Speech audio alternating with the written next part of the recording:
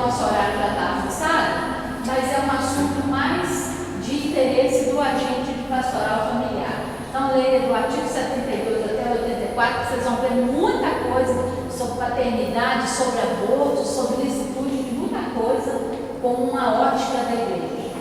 O artigo 78 também é muito interessante, fala coisas bem parecidas sobre o que a gente viu sobre o catecismo.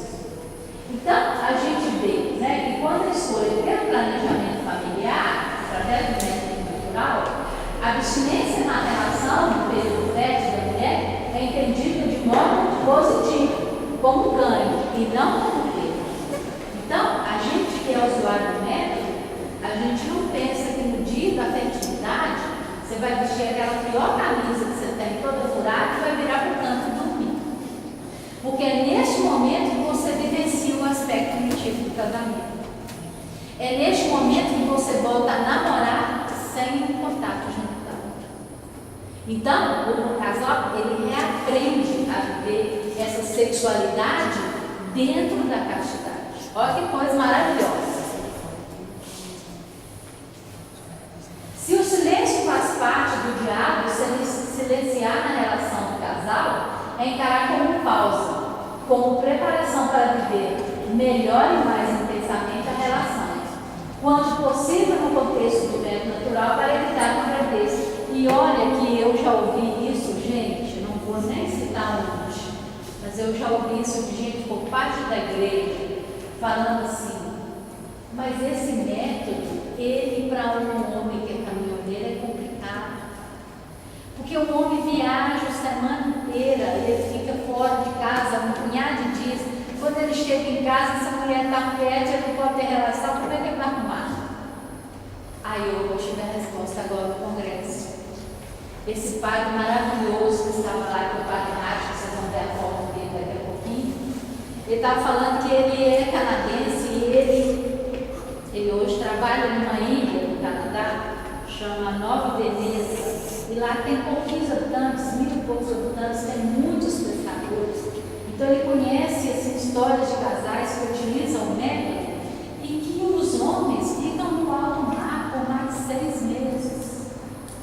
Mas que esses homens, quando eles voltam para casa, e se a mulher está no período da fertilidade e eles não querem engravidar, esse homem respeita essa mulher nesse período e às vezes até volta para pescar sem ter tido uma relação sexual com a sua esposa. Mas aí ele começou a ver que esses homens que respeitam esses períodos da mulher faz acontecer uma coisa bacana demais, que essa mulher, ela fica tão grata a ele por ele respeitá-la, que ela vai ser muito mais generosa naqueles dias em que são inférteis para ela. Então olha para vocês verem como é que a troca gera também, né? Gera também uma generosidade. Então, este método,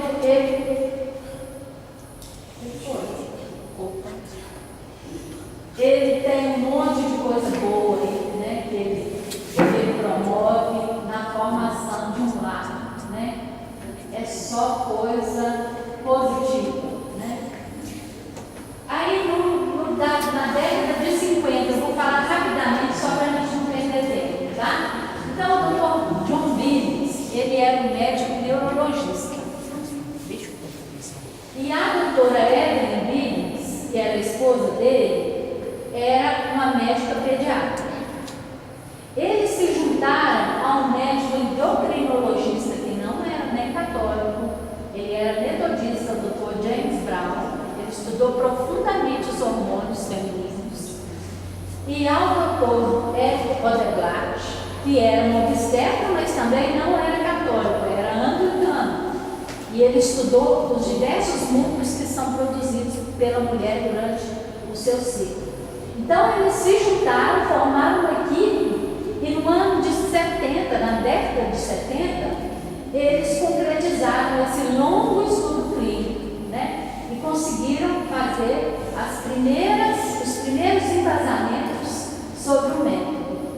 Aí foi criada, na década de 80, a Organização Mundial do Método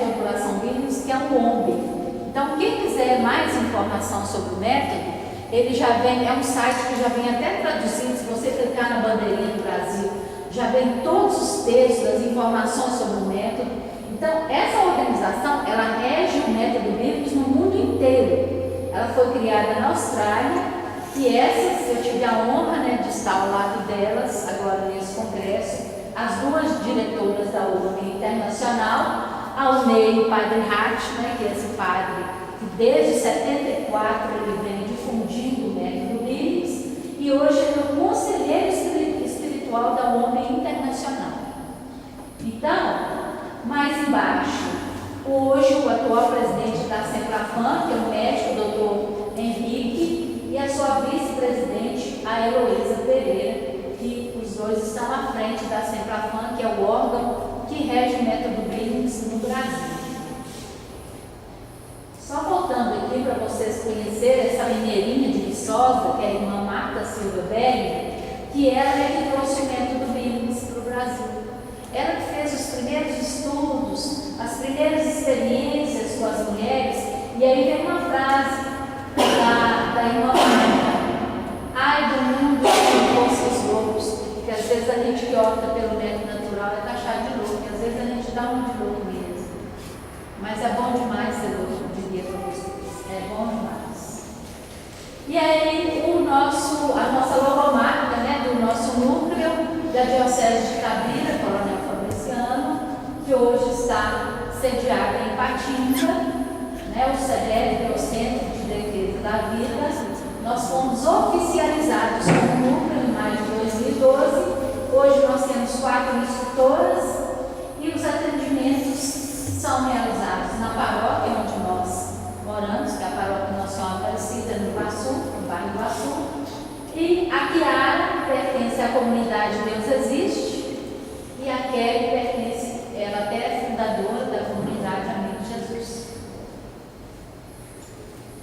Bom, aqui são algumas perguntas, mas eu gostaria assim, só de mostrar para vocês que a gente trabalha com essa régua dos atendimentos, né? Para a gente demonstrar, aquilo que está no slide é aquilo que eu mostrei. Então a gente demonstra através da régua quais são as fases do ciclo em que essa mulher passa. Eu queria saber quantas horas, só para ver se eu posso falar mais, ou se eu tenho que ir para frente. Quanto? 10 para 9, não tem que acelerar.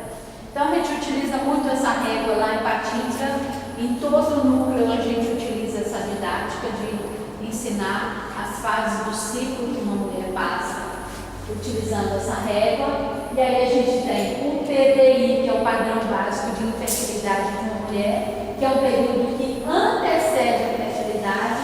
Então existe uma regra neste período. Geralmente o casal neste período do PDI, ele utiliza a regra 2, que é noites alternadas. Então eles podem manter relação neste período, aguardando a fertilidade vir, usando a regra 2 em noites alternadas. Entrou na fertilidade, não planeja ter filhos, entra no período de abstinência sexual, fez a contagem de 1, 2, 3, igual vocês viram no colar, entra no período de novo de infertilidade, esperando até a próxima menstruação vir, e neste período está liberado para relacionamento com aquela dia da mulher. Para a gente aprofundar mais, só me encontro, porque não dá tempo de falar sobre tudo que a gente, né, deveria falar. Então, nossa conclusão: os métodos naturais exigem do casal profunda aprendizado sobre o corpo humano. Então, a mulher ela tem que se conhecer, e a gente pede que os maridos acompanhem os atendimentos, não em todos, mas na maioria deles. E aí a gente coloca os maridos para trabalhar, né? As meninas vêm com as anotações e o marido monta o gráfico com a gente. A gente monta o nosso, que fica na nossa pasta, e o marido monta a do casal. Então, bota o número para também aprender. Como benefícios, o casal fará a administração da fertilidade combinada. O que é fertilidade combinada? Falar um pouco rapidamente sobre fisiologia. O homem produz espermatozoide todos os dias. A mulher, ela ovula num dia só do seu ciclo.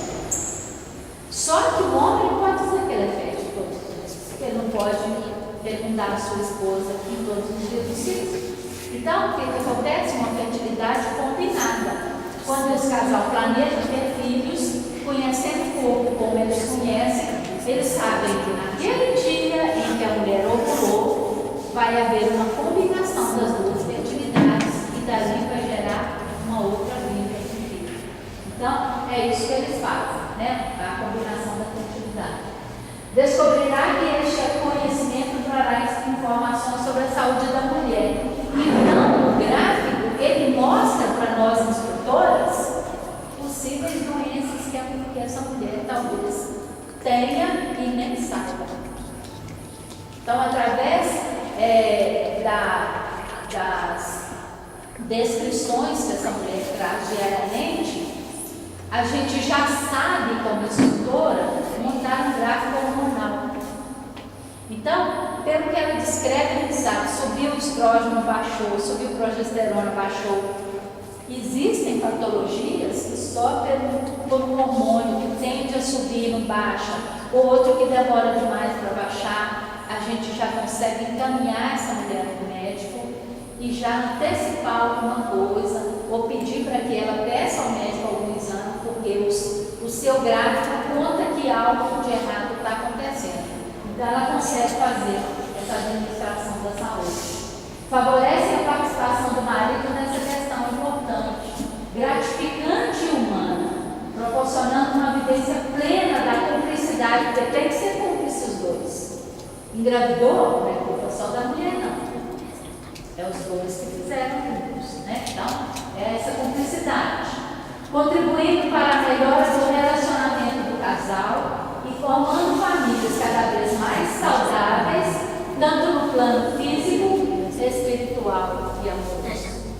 Então, essa é a promessa que eu faço para vocês, de ter vivenciado esse método por um tempo curto, né? Foram quase 10 anos de método, mas em 2009 eu descobri um câncer de mama. Então, a partir deste câncer, eu perdi a minha fertilidade. Eu lembro que no mês que antecedeu a minha descoberta da doença, eu tinha tido um ciclo totalmente fértil, todas as fases direitinho. Mas com a quimioterapia, é como o meu médico sempre brincava comigo e falava, a sua fertilidade já estava na beira do planeta. A quimioterapia chutou a bola para baixo. Então, eu perdi a minha fertilidade, o resto de fertilidade com a quimioterapia. Mas, graças a Deus, Deus queria algo muito mais para mim. Ele queria que eu estivesse aqui hoje falando para vocês. Então, é o que eu falo para vocês.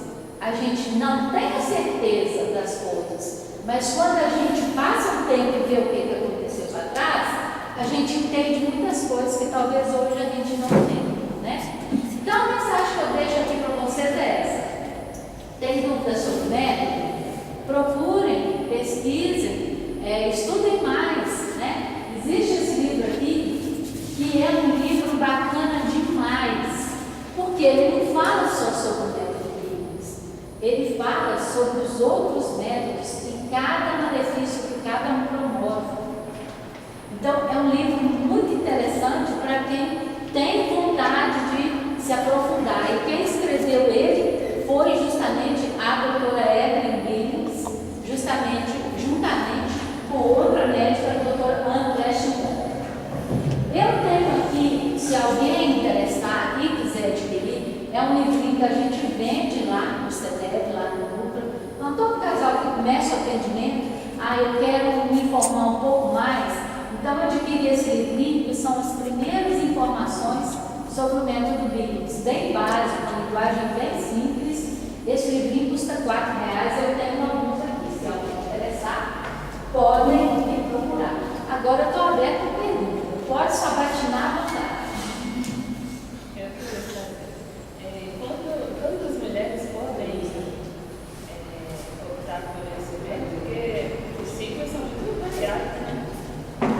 Sim, todas as mulheres podem ser usuárias do método, mesmo aquelas que têm um ciclo muito irregulares.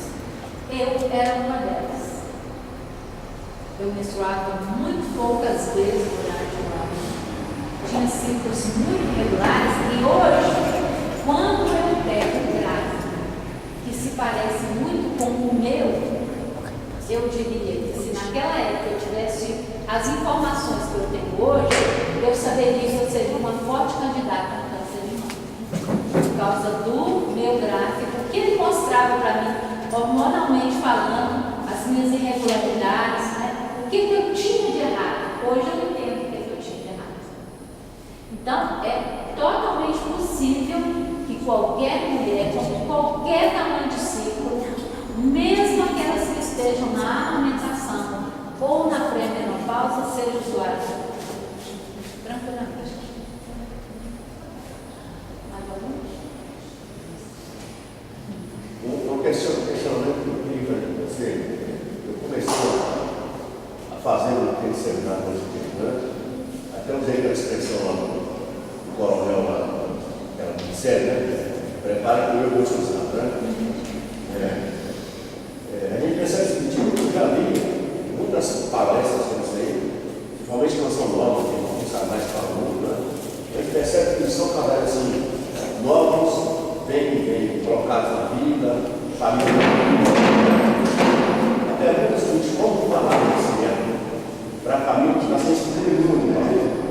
Está com problema de alcoolismo, de droga, de fome, não me seria nada, como falar disso conscientemente e ajudar as famílias a entender isso? Olha, a gente tem um certo cuidado naquele direcionamento do assunto do método em relação a casais.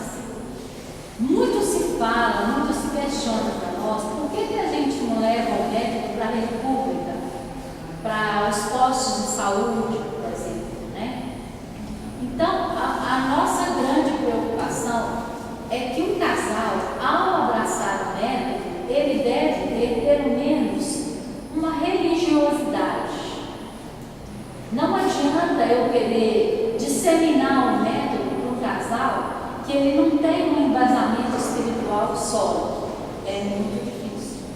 Agora, aqueles instrutores mais antigos têm nos relatado assim, e a gente ouviu isso muito lá no congresso, inclusive o padre Rádio mesmo, citando um exemplo de um casal que ela recebeu de uma enfermeira a oferta: você não quer ter filhos?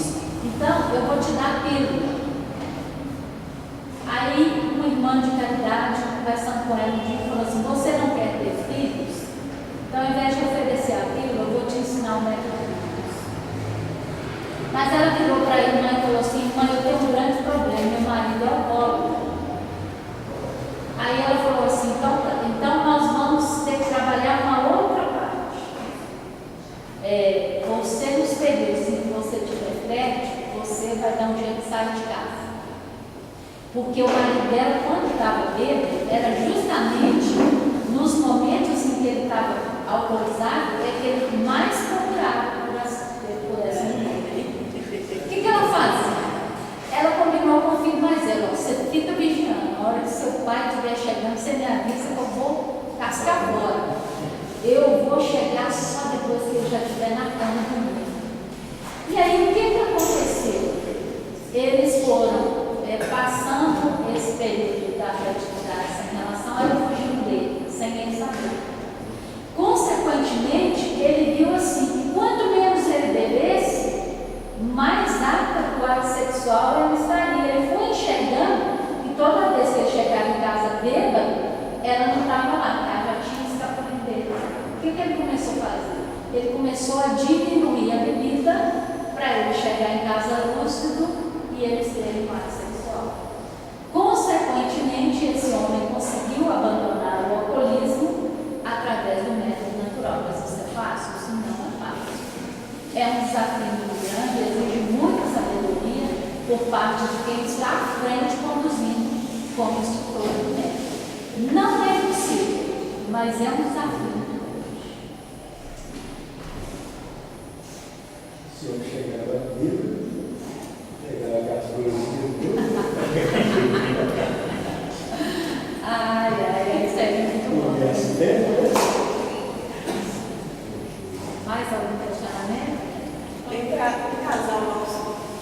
amigo da gente, ele fala, a esposa fazia usar esse método, né? Ele falava que quando chegava nos dias, ele conhecia a mulher pelo cheiro, mas chegava em casa, ele já percebia aquele dia, já tá, hoje. Mas você sabe que é verdade? Eu, A gente identifica, né, esses períodos com uma certa facilidade. Nós sabemos que o muito vertical que nós produzimos na fase da fertilidade, ele tem um aroma diferenciado. Isso é bom demais. E aí eu vou deixar no o casal consegue É verdade. Tanto é que as mulheres cegas utilizam muito desse artifício, né? De reconhecer os períodos férteis pelo tato, né? Ela meio que experimenta essa sensação agregada à diferença no muco cervical, mas ela também consegue identificar a sua fertilidade através do olfato. Ela sabe que aquele muco ele tem um aroma diferenciado no período da fertilidade. Só para quem não usa de artifício químico nenhum, né? Então, aí ela consegue identificar. Você já ia perguntar alguma coisa? Porque você falou em abstinência sexual, além disso, alguma outra coisa que, não sei como é que conforme na prática a transição do anticoncepcional. Sim. Bom, a primeira coisa é abandonar a pílula. Você primeiro abandona a pílula. Não tem como começar as observações tomando pílula. Porque às vezes o casal fica muito inseguro, fala, como é que eu vou arrumar, né? Eu vou abandonar algo que aparentemente é seguro. Então, essa fase de transição, de primeiros estudos pós-pílula, exige do casal o abandono primeiro da pílula, depois entra num período de abstinência sexual. Existem alguns anticoncepcionais que prolongam um pouco mais esse período de abstinência. Existem outros, e existem muitas mulheres que chegam para nós e falando assim, olha, eu mesmo tomando a pílula, eu conseguia notar a produção desse muco com uma característica diferenciada em alguns períodos. Então, é aquele negócio, os escapes da ovulação que a pílula, né, não deixa passar batido. Então, essas mulheres tendem a voltar à fertilidade mais rapidamente. Consequentemente, o período de abstinência é menor. Mas se você tem o atendimento e a gente consegue identificar um padrão de infertilidade, logo a gente libera para a relação um determinado período e começa a estudar outro. Por quê? O período que exige mais estudo do instrutor é este período aqui, que vem depois da menstruação. Então, neste período, a gente precisa de fazer um estudo de 3 ciclos para a gente determinar qual é o padrão de infertilidade dessa mulher. E a pergunta para essa mulher seria: como você se sente quando termina a sua menstruação? Se ela disser assim, eu me sinto seca, eu não vejo nada, eu diria que essa mulher seria seca, o padrão de infertilidade dela seria de secura.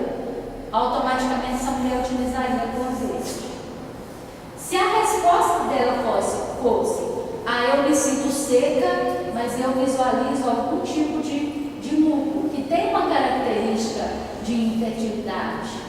Então, essa mulher utilizaria no gráfico que ela iria notar a cor amarela. Porque ela tem um padrão de infertilidade de secura, mas com a presença de um muco que nós sabemos que não é de fertilidade.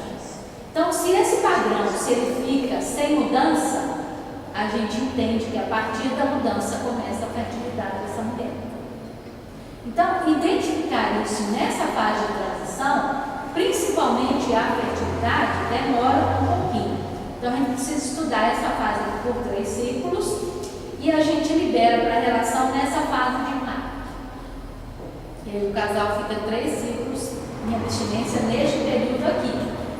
Agora, se ele planeja engravidar, aí ele usa as regras deste período, que as regras deste período para a vida inteira deste casal vai ser de noites alternadas. Por que noites alternadas? Porque a qualquer momento a sua fertilidade pode começar a aparecer. Então você sempre tem relação em noites noite seguinte, não, para você ficar se observando.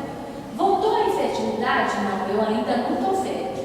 Continuo utilizando relações em noites alternadas até entrar na fertilidade.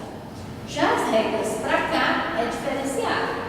Para cá contou 1, 2, 3. Por que o casal conta 1, 2, 3? Hoje em dia treino demais para palestra, eu já falei que até amanhã. Por que o casal conta 1, 2, 3? Porque a nossa ovulação certamente acontece nesse dia X, que é chamado de dia ápice. Porém, a ovulação pode acontecer no dia ápice ou nas próximas 48 horas. Então, o casal conta 1, 2. Só que o nosso óvulo, ele fica aguardando o espermatozoide de 12 até 24 horas. Então, conta mais um dia para esperar que esse óvulo morra, desintegre e não tenha mais risco de acontecer gravidez. Então, contou 1, 2, 3, passou a manhã do 4º dia, está liberado para a relação em qualquer hora do dia da noite. Eu não sei qual é a curiosidade, por exemplo, na noite alternada, Aqui. se nessa noite aqui, o dia, noite não, né? Aí na noite sim, acontecia da mulher entrar. Fertilidade? Tem perigo dessas? Tem perigo porque nós começamos a produzir, nós produzimos vários tipos de muco. Aí entram as pesquisas desses médicos, desses cientistas, o Dr. Brown e a doutora Debate. Então, nós produzimos, com a evolução da fertilidade, diversos tipos de muco. Existe um muco que nós chamamos de muco L, muco S, muco P e muco G. Mas esse é assunto de instrutor, não interessa a vocês. Mas só uma curiosidade. Um desses mucos, ele tem a finalidade de separar os espermatozoides bons dos ruins. Não pense vocês que fique com problema de saúde física, seja de algum espermatozoide com problema ou deficiente. Não, aquele problema vem de uma divisão celular. Na hora da divisão celular, depois do óvulo fecundado, é que aparecem esses problemas de síndromes de Down, essas síndromes todas aí. Então, não é por causa do espermatozoide defeituoso que a gente tem filho com problema. Mas esse muco que nós mulheres temos, fabricamos, ele caça esses espermatozoides imperfeitos, porque o homem, ele produz cerca de 100 milhões de espermatozoides diariamente, e em cada ejaculação vai mais de 500 milhões para dentro do corpo da mulher. Só que nesses 500 milhões, tem espermatozoide com 2 cabeças, com 2 caudas, sem cauda, espermatozoide que são nada de um lado, espermatozoide que são nada do outro. E nós, nos nossos ovários, ora ovula do lado direito, ora do lado esquerdo. Então, se você tiver um marido que tem espermatozoide, que ele nada só para o lado direito, se o ovário esquerdo estiver ovulando, tá, você não tem gravidez. Então, gravidez não é tão fácil assim, igual o povo acha que é, não.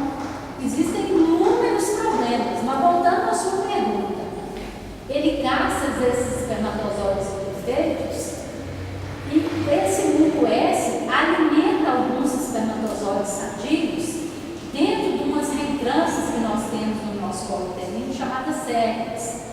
Então ele